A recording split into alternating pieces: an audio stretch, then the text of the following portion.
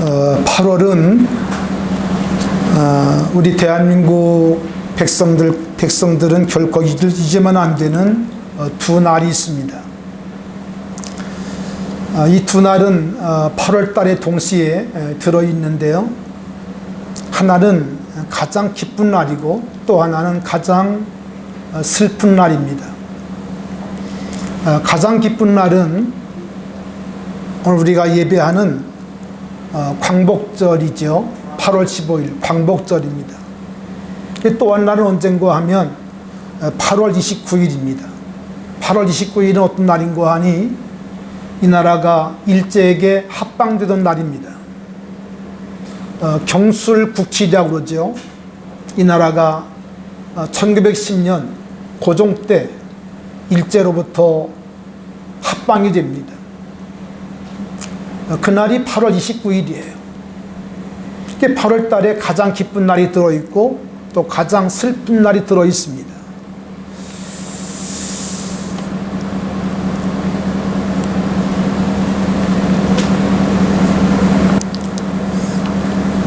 오늘 우리가 광복절 76전을 맞습니다마는 이제는 우리 주변에 정말 광복절을 직접 경험하신 분들이 그렇게 많지 않습니다. 여러분 적어도 광복절을 이렇게 자기 어떤 의식을 가지고 맞이하려면 적어도 10살은 되어야 되는데 10살이 된다고 하는 것은 지금 적어 85세가 돼야 합니다. 85세 이상의 노인들이 물론 많다고 합니다만 그러나 이제는 그 수가 점점 줄어들 수밖에 없죠. 여러분 거기다가 또 우리 대한민국의 교육부의 교과 과정을 보면 이 국사라고 하는 과목이 점점 홀대를 받아요. 과거에는 교과 과정 가운데 한국사, 국사가 상당히 비중을 갖고 있었습니다만은 요즘 보면 이 국사가 그렇게 중요 과목으로 다루지를 못해요. 그러다 보니까 우리 아이들이 우리 역사를 배울 수 있는 그런 기회와 그런 그 시간들이 많지 않습니다. 오늘 우리가 광복절 논리를 불렀습니다만은 이제 3.1절이 되거나 또 광복절을 맞이해도 이 날이 무슨 날인지를 잘 몰라요. 아마 30, 40대 되시는 분들도 아마 그런 과정을 겪었기 때문에 그렇게 많은 교육을 받지 못한 그런 일들도 있을 거라 생각합니다. 여러분 우리나라의 역사를 우리가 모른다는 건 사실은 이게 정말 말이 안 되는 얘기입니다. 우리 역사를 우리가 모른다. 또 이 나라의 역사를 우리가 그저 소홀하게 여긴다. 어저께 안양, 저는 나중에 들었습니다마는 안양에 광복절을 앞두고 태극기를 달지 아니하고 그 뭐라고 하죠? 그 한반도기를 이렇게 달았다는 그런 뉴스가 떴었어요. 여러분 이것은 아무리 생각해도 말이 안 됩니다. 어떻게 8.15 광복절을 앞두고 태극기를 달지 아니하고 한반도기를 달 수가 있어요? 이건 정말 아무리 생각해도 옳지 않습니다. 물론 다시 이제 정정이 돼가지고 태극기를 달았다는 말을 듣긴 했습니다만은 정말 안타까운 그런 모습이에요. 안타까운 모습입니다. 여러분 그런데 반해서 이스라엘 백성들의 그 교육을 보면 그들은 항상 자기 역사를 배웁니다. 그들은 항상 자기 역사를 소홀하게 여기지 않아요. 더더군다나 이스라엘 백성들의 역사는 여러분 토라를 기본으로 하기 때문에 토라 다시 말하면 모세 오경을 그들은 중심으로 하고 있기 때문에 그들은 절대로 성경을 벗어나서 그들은 교육과정을 가르치지 않습니다. 히브리인들의 교육을 보면 히브리인들은 철저하게 어릴 때부터 토라 중심으로 교육을 합니다. 그것을 우선해요. 그래서 그들은 그들의 깊은 그 내면 속에 성경으로 채워나가요. 성경을 채운 다음에 그리고 음악도 하고 예술도 하고 과학도 하고 이러는 것입니다. 여러분, 그래서 세계 200의 나라 가운데 가장 청소년의 문제가 적은 나라가 이스라엘이에요. 물론 그 나라도 청소년 문제가 전혀 없는 건 아닙니다만은 200의 나라 가운데 가장 청소년의 문제, 이런 문제가 가장 작은 나라가 이스라엘인 것은 분명합니다. 여러분, 이스라엘은 목의 사이라고 그러잖아요. 그래서 어머니가 유대인이면 아버지가 이방인일지라도 그들은 자기 유대인으로 받아들입니다. 그중 한 사람이 디모데 아닙니까? 디모데가 흔한 사람이었죠. 이게 무슨 말인고 하니, 유대인들의 가정교육은 철저하게 어머니가 담당을 합니다. 어머니가 담당을 해요. 어머니가 모든 교육을 담당을 하고, 여러분, 그래서 유대인들은 어머니가 유대인이면 아버지가 이방 사람일지라도 유대인으로 인정을 하는 것입니다.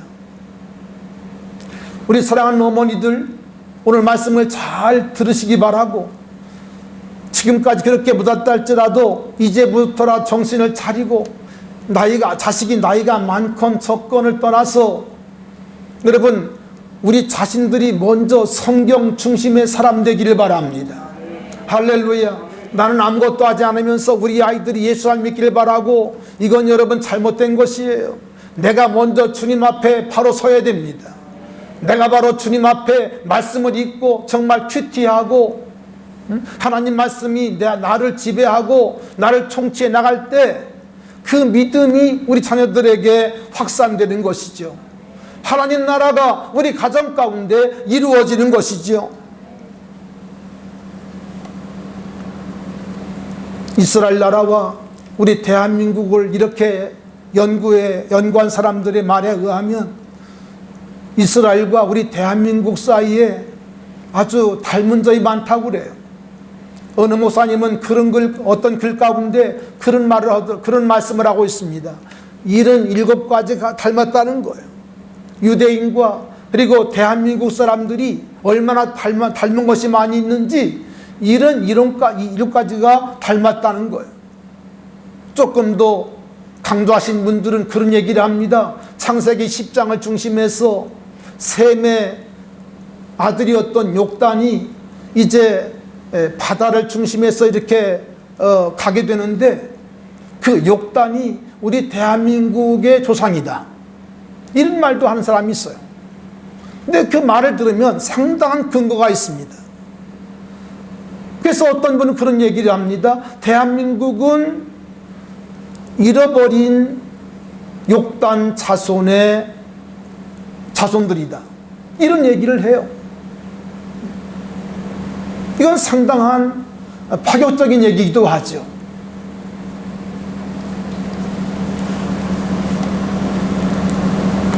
여러분, 그래서 오늘 여기 말씀드린 것처럼 우리나라가 이제 가장 기쁜 날이 있는가 하면 8월 달에 가장 수치스러운 부끄러운 날이 있었던 것처럼, 유대인의 역사를 보면 유대인들도 가장 기쁜 날이 있었는가 하면 또 가장 슬픈 날이 있었습니다. 가장 슬픈 날이 있었어요. 가장 슬픈 날 언제 있는가 하니 두 날이 있는데요.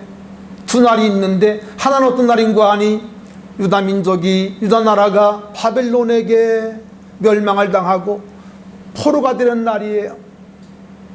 요즘 우리가 이사야서를 보고 있는데, 이사야서 후반부는 하나님께서 고레스를 통해서 그 포로되었던 백성들을 자유롭게 하신다는 말씀이에요. 하나님께서 그 백성들을, 하나님의 백성들, 아브라함의 피로 이어지는 혈통을 가진 그 백성들이 바벨론 나라에게 망해요. 이방 백성들에게 망해요. 그래서 수많은 젊은이들이 다 포로로 끌려갑니다. 그 중에 여러분 아는 사람이 있죠? 다니엘, 사드락, 메삭, 아벳느고. 이런 사람들이 다 그때 끌려간 사람들입니다. 또 그런가 하면 AD 70년 바빌론에게 멸망한 때는 BC 587년이었고 AD 70년은 여러분 이스라엘 나라가 다시 이제 돌아와서 살아가는 가운데 로마 제국에게 완전히 멸망을 당합니다. 예수님 죽인 죄값으로 말미암아 예루살렘 성전이 완전히 다시 또 불타버립니다. 그때가 바로 AD 70년입니다.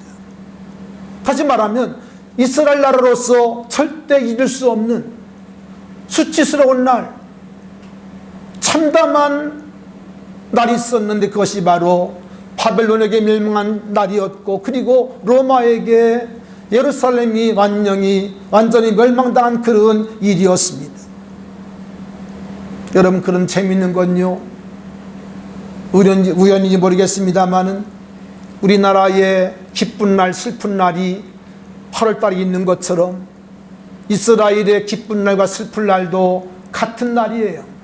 같은 날이에요. 그날이 5월 9일입니다. 5월 9일입니다. 같은 날에 다 이루어져요. 날짜까지 같아요. 참 신기한 일이 아닐 수가 없습니다. 오늘은 광복주의를 맞으면서 6월절과 희년, 이런 제목으로 함께 말씀을 나누고자 하는데, 오늘 이 말씀 가운데 놀라운 하나님의 은혜가 기름 부어지기를 축원합니다. 할렐루야. 여러분 다 아시는 것처럼 1910년 8월 29일 일본은 청일전쟁과 러일전쟁을 이긴 다음에 한일합방을 전격적으로 체결을 합니다. 전격적으로 체결을 합니다. 물론 그 전에 여러분 아시는 것처럼 민비를 시하기도 하죠. 일본군에 의해서 1895년 10월 8일 날 민비가 시해되기도 합니다. 그런 끔찍한 일들이 있었죠. 한일합방을 체결한 일본은 소위 내선일치, 일본과 대한민국이 하나라는 거예요. 말도 안 되는 소리죠. 내선일치, 자기들은 내고 우리는 선이라는 거예요. 그러면서 내선이 일본과 우리가 하나라고 강조하면서 그때부터 이제 하나됨의 방해 요소들을 하나씩 제거하기 시작합니다. 그 중에 무엇이 있었을까요? 우리의 글을 빼앗는 것이죠. 우리의 말을 빼앗는 겁니다. 일본 시대에 살던 사람들은 다 일본식의 이름이 있습니다. 일본의 말을 해야 돼요. 우리말하고 걸리면 매를 맞습니다. 매를 맞습니다. 우리 김선학 권사님의 일본 말 이름은 뭐예요? 예? 아레꼬? 가네모토? 아, 뜻이 뭐예요? 네. 기미꼬는 뜻이 뭐예요? 아니, 그 한문으로 어떻게 되냐? 네. 뭐 명자, 뭐 경자 이런 거 있잖아요. 그게 뭐냐고요?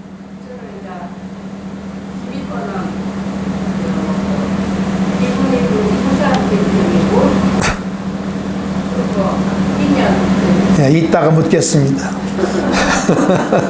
모르겠네. 알았어요. 이따가 묻겠습니다. 예. 우리의 글과 우리의 말을 빼앗고, 여러분, 쓸만한 모든 걸 다 강출해 갔어요. 강출해 갔어요. 왜? 무기를 만들어야 되니까. 모든 걸 다 강출해 갔습니다.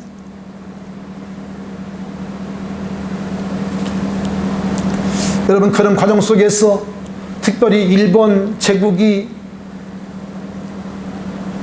우리 교회를 얼마나 감시하고 핍박했는지 모릅니다. 왜냐하면 여러분, 교회는 하나님을 믿는 위기란 하나님 믿는 그런 여러분 교회이기 때문에 일본이 그렇게 강요하는 회유하고 있는 그런 것들에 대해서 우리 기독교가 타협을 하지 않았죠. 물론 나중에는 이 땅의 교회들도 다 이제 그들의 회에 넘어가고 신사참배를 합법화시키고 여러분 그렇게 했던 것이 우리 한국교회입니다. 한국교회입니다. 여러분 8.1을 맞으면서 우리 한국교회는 하나님 앞에 회개해야 합니다. 우리 앞서 믿었던 믿음의 선배들이 일제의 강압에 의해서 회유를 당하고 물론 전부 다 그런 건 아닙니다만은 대부분의 교회들, 대부분의 교단장들이 다 일본의 요구대로 승낙을 하고 총회에서 신사참배를 가결을 하고 여러분 이랬어요. 하나님 앞에 정말 송구스러운 교회고 하나님 앞에 얼굴을 들 수 없는 그런 교회의 모습이 되었기도 했습니다. 이것이 우리의 진면목이었어요. 특별히 일제는 우리 한국 목사님들이 출애굽기와 계시록을 가지고 설교를 못하게 했습니다. 왜냐하면 출애굽기는 어떤 말씀이죠? 애굽에서 해방을 주는 말씀이기 때문에 출애굽기를 쓰지 말라는 거예요. 또 계시록은 뭐죠? 계시록은 이 땅의 교회, 이 땅의 모든 나라가 망하고 영원한 하나님의 나라가 세워지는 그런 말씀이기 때문에 일본은 망한다는 얘기 아닙니까? 언젠가는 망하죠. 그런 말씀이기 때문에 일제는 출애굽기와 계시록을 인용해서 설교를 못하게 했어요. 이것이 일제시대의 모습이었습니다.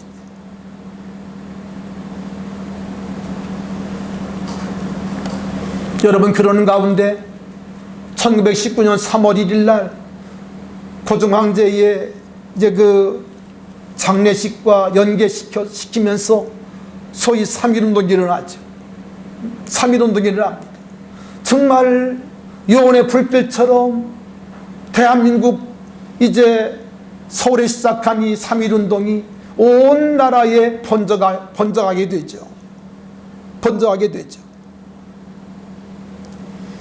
3.1운동 후에 일제는 3.1운동 주동자들을 잡아 검거했고 그리고 감옥에 투옥시켰고 여러분 말할 수 없는 핍박과 고문을 하기 시작했습니다.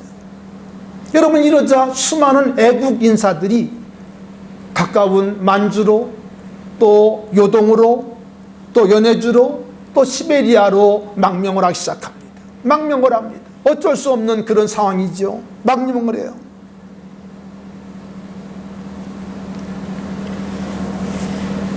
그래서 기록을 보니까 얼마나 많은 사람들이 망명했는지 처음에는 임시정부가 7개나 됩니다. 상해 임시정부는 나중에 된 거고 각 흩어져 가지고 7개의 임정부를 그들이 만들어서 운영하다가 나중에는 물론 이제 상해에 있는 임시정부로 통합을 하죠.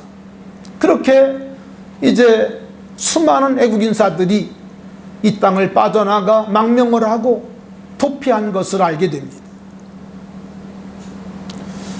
여러분 8.15 3.1절 운동을 펼친 다음에 일제가 얼마나 우리 교회를 핍박했는지, 왜냐하면 당시는 교회를 중심해서 이 운동이 펼쳐지니까 여러분 특별히 가까운 우리 화성에 있는 제암리교회 같은 경우는요, 여러분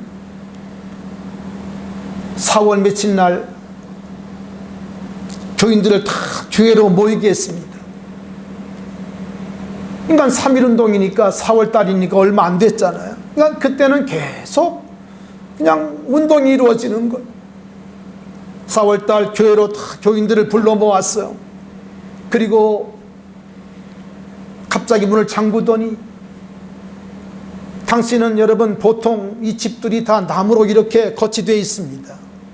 지금처럼 이렇게 무슨 뭐 대리석이나 무슨 벽돌로 진 것이 아니라 다 그런 집들이었기 때문에 문을 잠그더니 기름을 뿌리고 그리고 불을 질러버렸습니다.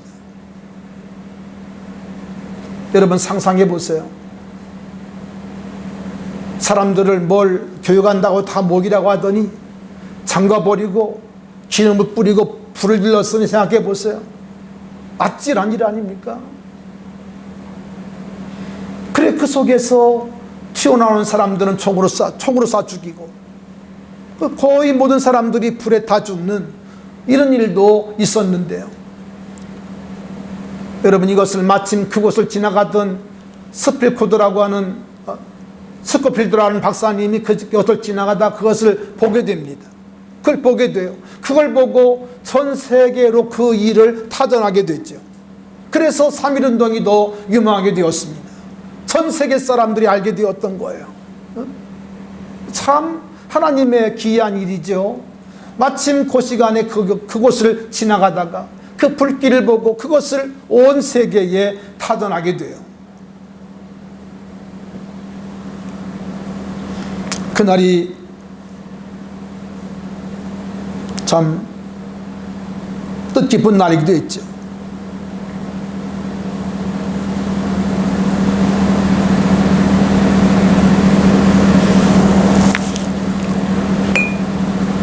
여러분 그러면서 일본은 우리 대한민국 교회와 그리고 모든 애국 인사들을 죽이고 가두고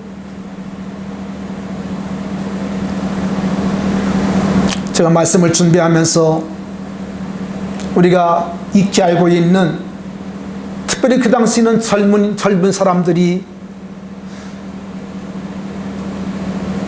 눈을 뜬 사람들이 어떻게 활동을 했는가 하니 가정을 갖고도 갓결혼을 하고도 당시 젊은이들 가운데는 애국심들이 정말 투철했어요. 그래서 부인들을 친정에 보내고 그리고 자기는 만주로 떠나가지고 애국운동을 펼칩니다. 그런 사람들이 많이 있었어요. 어제 말씀을 준비하다가 여러분 잘 아시는 안중근 또 이봉창 또 윤봉길 같은 그런 그분들의 당시 나이가 몇 살 있는가를 검색해 봤어요. 검색해 보니까요 제가 깜짝 놀랐습니다. 이 세 분 모두가 다 40을 안 넘겼어요. 40이 안 됐어요. 안중근 또 이봉창 이런 분들은요 30대 초반이었어요. 아주 새파라. 여러분 지금 30대 초반이면 새파라지 않습니까? 그런 나이에 그 엄청난 일을 한 거예요. 여러분 잘 아시는 그 윤봉길 의사, 이분은요 제가 말씀을 준비하다가 눈물이 나더라고요. 눈물이 났어요. 왠지 아세요?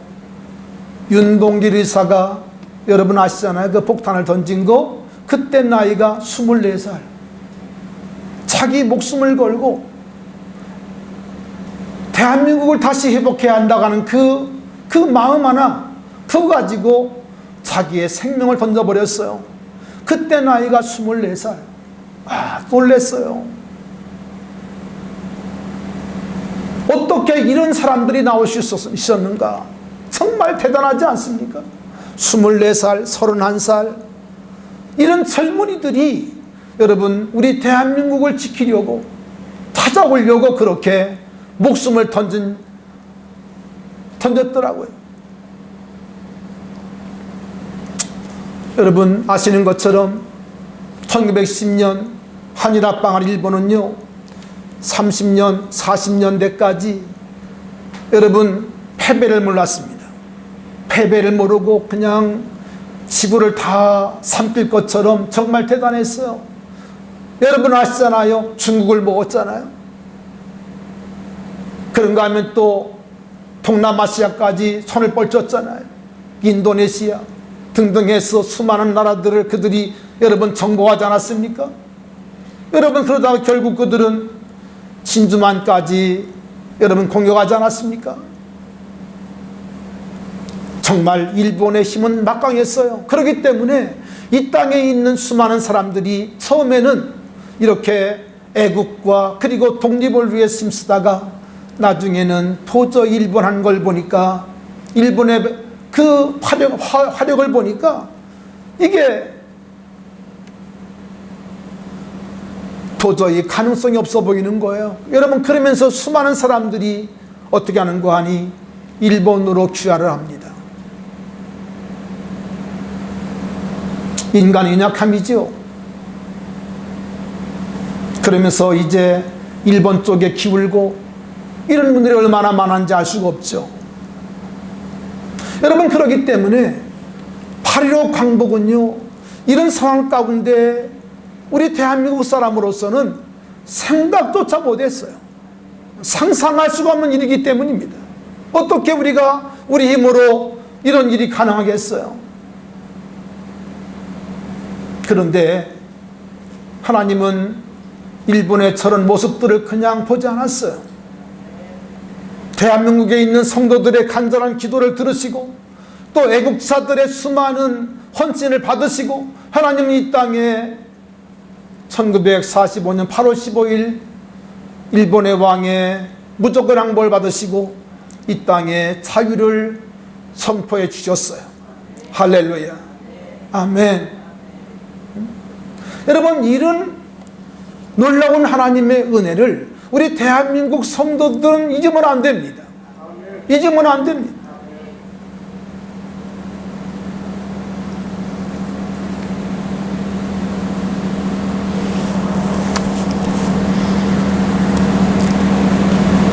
오늘 하나님 앞에 광복 주신 주님의 은혜를 우리 다시 한번 찬양하며 경배하기 원합니다. 정말 하나님 만세요, 예수님 만세요, 그리고 성령님 만세입니다. 아멘. 정말 하나님의 은혜이기 때문이죠. 여러분, 그런데 광복을 주셨지만 역사를 보면 50년 6.25가 있을 때까지 이 나라는요, 양쪽으로 갈려가지고, 이념이 갈려가지고, 여러분, 극심한 대치가 이루어지고, 이념과 그리고 사상으로 말미암아 엄청난 혼란과 그리고 분열이 이 땅에 있었어요. 그리고 유교를 맞습니다.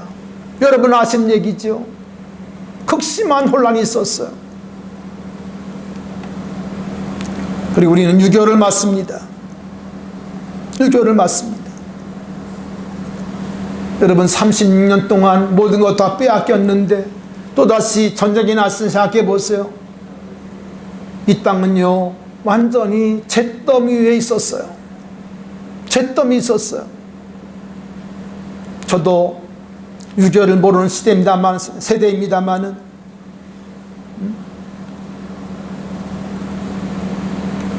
그러나 6.25 직후에 바로 직후에 났기 때문에 어느 정도 6.25의 그런 여러 가지 어려움을 간접적이지만 체험한 사람 가운데 하나입니다.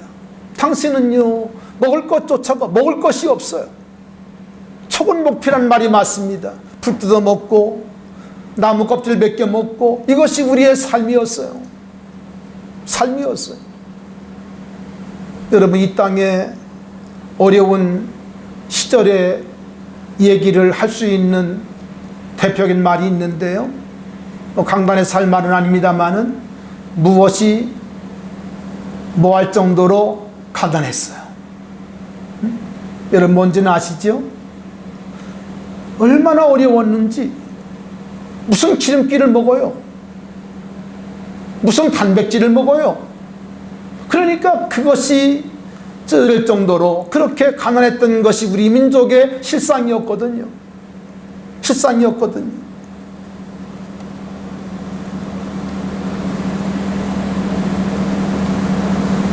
그때 미국이란 나라가 우리나라에 밀가루를 보내주고 옥수가를 보내주고, 여러분, 그렇게 보내지 않았다면요, 이 땅에 우리의 어떤 뭘 가지고는 살 수 있는 그런 때가 아니었어요. 절대적 가난이기 때문에, 빈곤이기 때문에.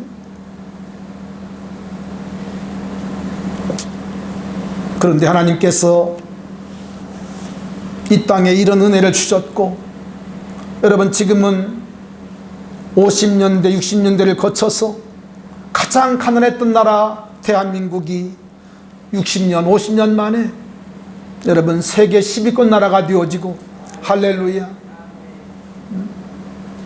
지금은요 전 세계 사람들이 대한민국을 부러워합니다. 대한민국을 부러워합니다. 하나님의 놀라운 은혜인 줄로 믿습니다. 아멘.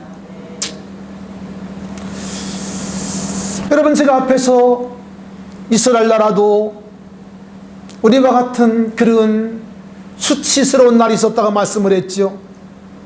여러분 그런데 이스라엘 나라에도 우리와 정말 너무나 비슷하게 역사 속에 하나님의 전격적인 은혜로 말미암아 크게 기뻐했던 날이 두 날이 있어요. 두 날이 있어요. 그 첫째 날이 여러분 아신 것처럼 6월절입니다. 할렐루야. 6월절입니다. 여러분 6월절은 우리 그냥 피상적으로 말하면 포로 백성, 노예 백성이 해방받은 거예요. 자유를 얻은 거예요.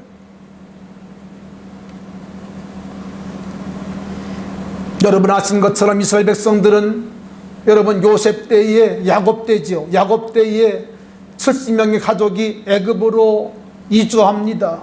요즘으로 말하면 이민 간 것이죠. 물론 모든 것들이 하나님의 섭리 가운데 이루어진 사건들입니다. 그러나 요셉이 총리였기 때문에 총리로 이제 모든 가족을 다 애굽으로 초대를 하죠. 초청을 했죠.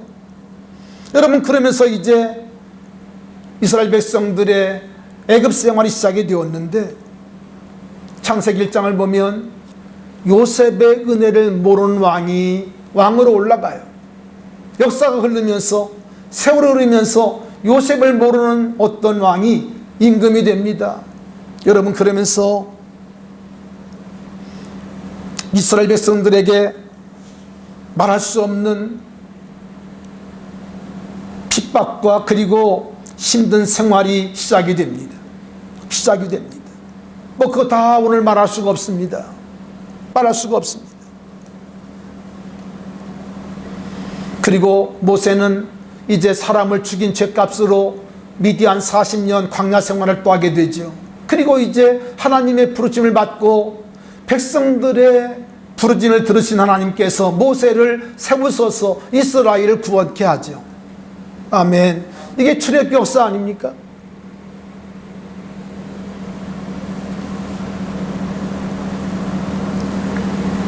하나님께서 모세를 세우셔서 바로 앞에 그를 세우시고 하나님의 뜻을 전달하게 함. 그런데 바로는 하나님을 모르는 사람이기 때문에 하나님의 말씀을 들어도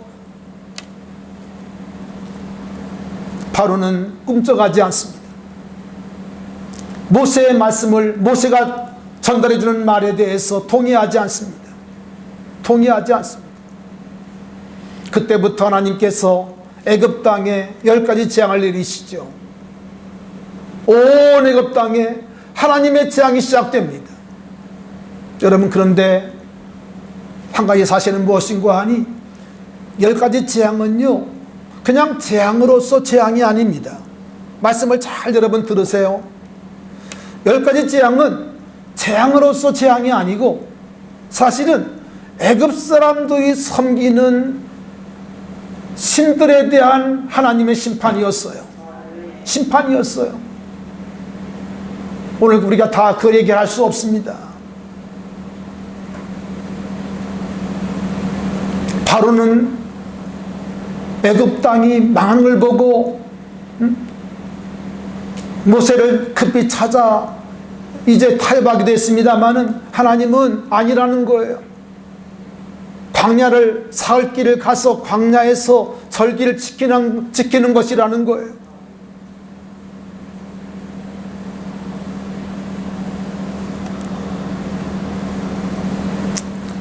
바로와 모세가 계속 밀당을 합니다. 밀고 땡기기를 계속 합니다. 그러면서 이제 9개 재앙까지 지나갔어요. 이제 마지막 10번째 재앙. 10번째 재앙은 어떤 재앙이죠? 장자를 죽이는 재앙입니다. 근데 사람만 죽는 것이 아니라 모든 우양의 첫 새끼를 죽이는 거예요. 여러분, 우리가 한 가지 또 알 것은 뭔가 하니, 장자를 죽이는 재앙은요, 장자 한 사람을 죽이는 재앙이 아니에요. 이것은 어떤 의미가 있는가 하니, 여러분, 장자가 죽는 것은 사실은 모든 것이 다 뭐 하는 것일까요? 망하는 거예요. 우리 애들이 하는 말로 폭망하시죠? 그냥 다 망하는 거예요. 여러분, 애굽 사람들은 장자를 섬기는 그런 풍습이 있습니다.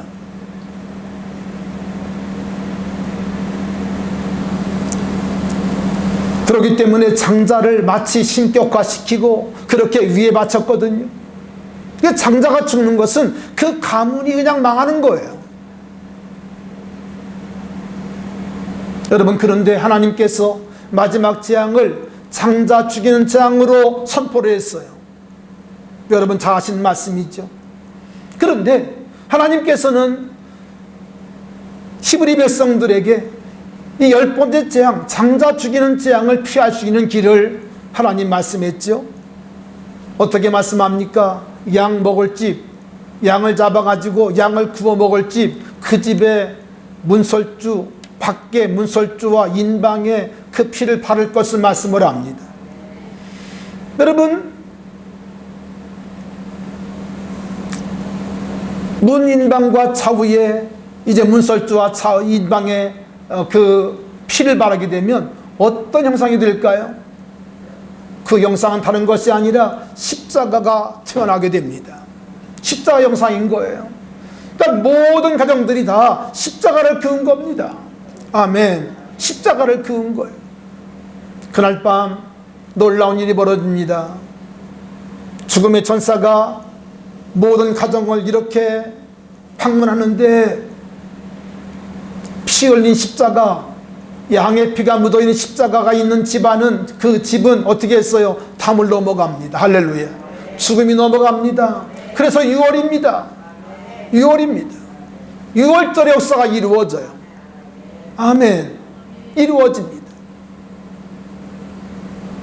그런데 그날 밤 애굽의 모든 가정은 임금으로부터 모든 말단, 여러분 백성들까지 집집마다 하나도 놓치지 아니하고 죽음의 천사가 들어가 그 가정의 모든 우양의 첫 새끼와 그리고 장자를 죽인 것입니다. 통곡과 그리고 탄식의 울음소리가 온 천국에 퍼져나갔습니다. 그러나 하나님 말씀 믿고 6월절 어린 양을 잡아 고기를 구워 먹으면서 양의 피를 바른 가정은 어떤 가정도 피해 입지 아니하고, 할렐루야, 하나님의 온전한 보호 가운데 살게 된 줄로 믿습니다. 아멘. 이때 바로가 모세를 급히 불러요. 그리고 무조건 나가라. 무조건 나가라. 조건이 없습니다. 조건이 없습니다. 있는 거 다 두고 나가라? 아닙니다. 바리바리 싸주면서 제발 나가달라고.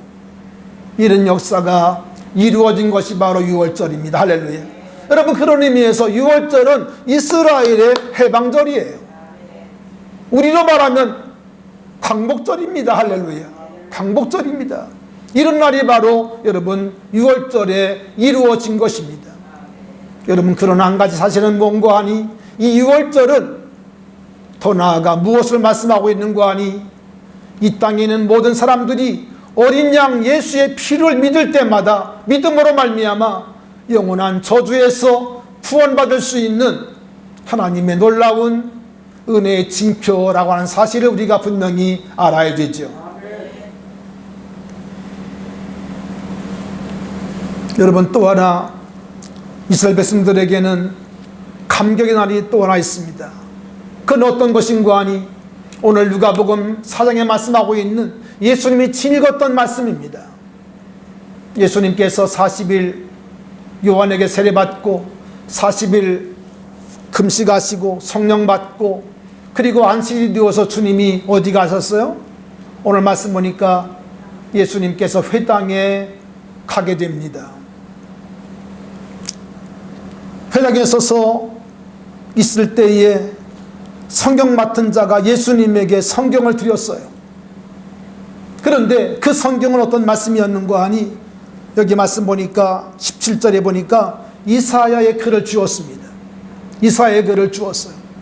여러분, 예수님 당시는요, 성경이 개인 것이 없어요. 회당마다 한 개씩 있어요. 그래서 회당에 가면 성경을 이렇게 읽게 되는 건데,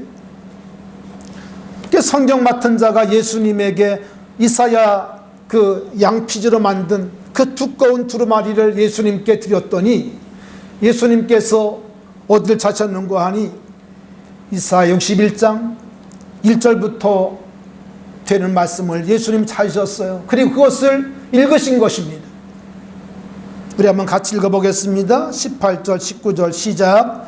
주의 성령이 내게 임하셨으니 이는 가난한 자에게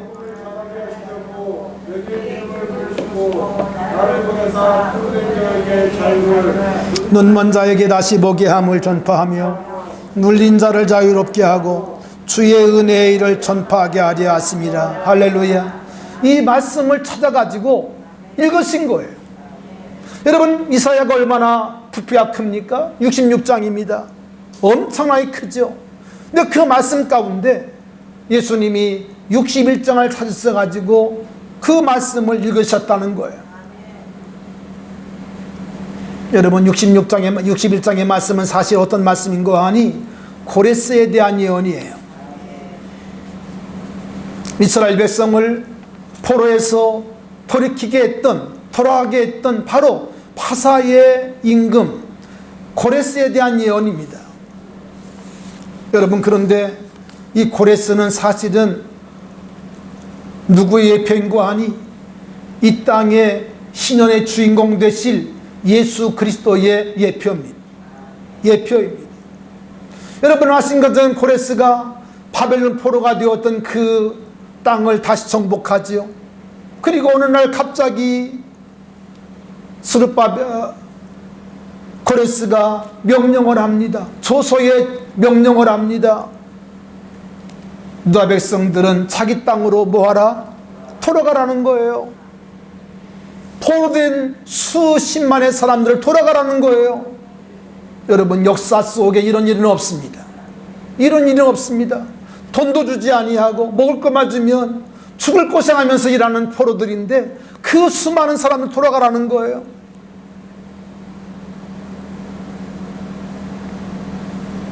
오늘 예수님께서 바로 그 말씀을 읽으시는 거예요. 이유가 무엇일까요?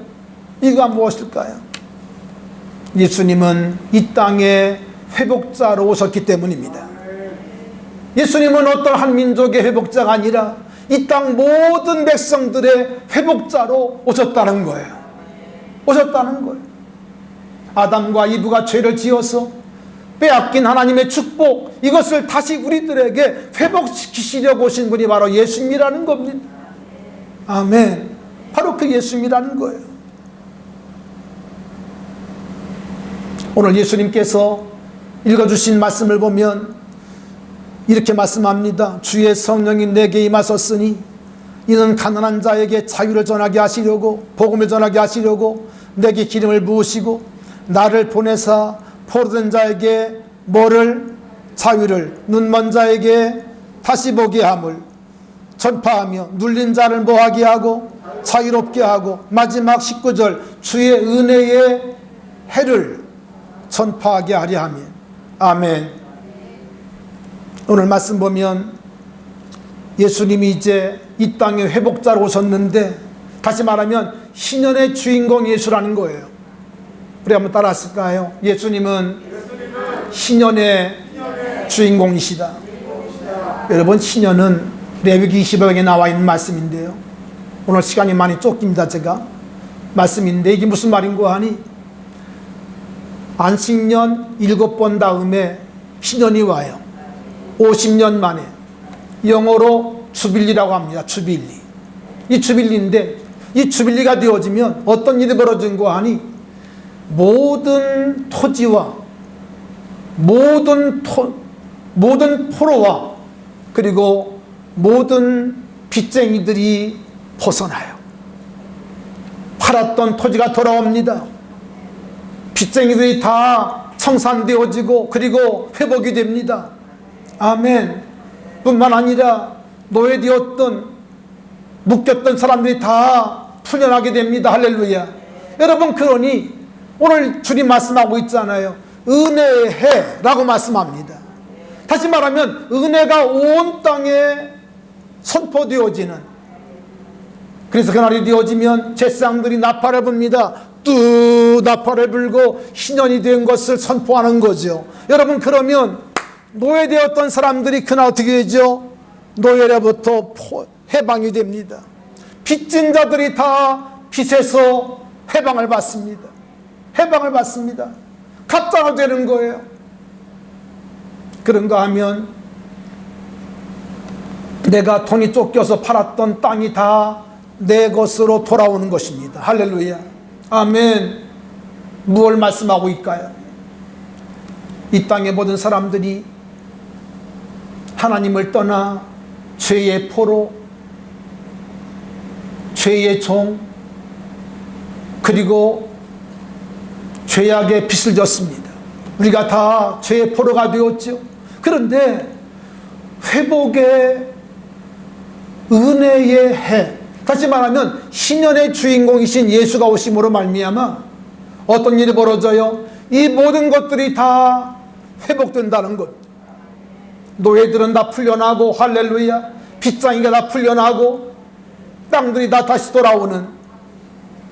그래서 오늘 신년의 역사가 이루어질 것이라고 하는 사실을 예언하고 있는데, 오늘 주님께서 바로 그 말씀을 회당에 가셔서 읽어주셨어요. 뭘 말씀합니까?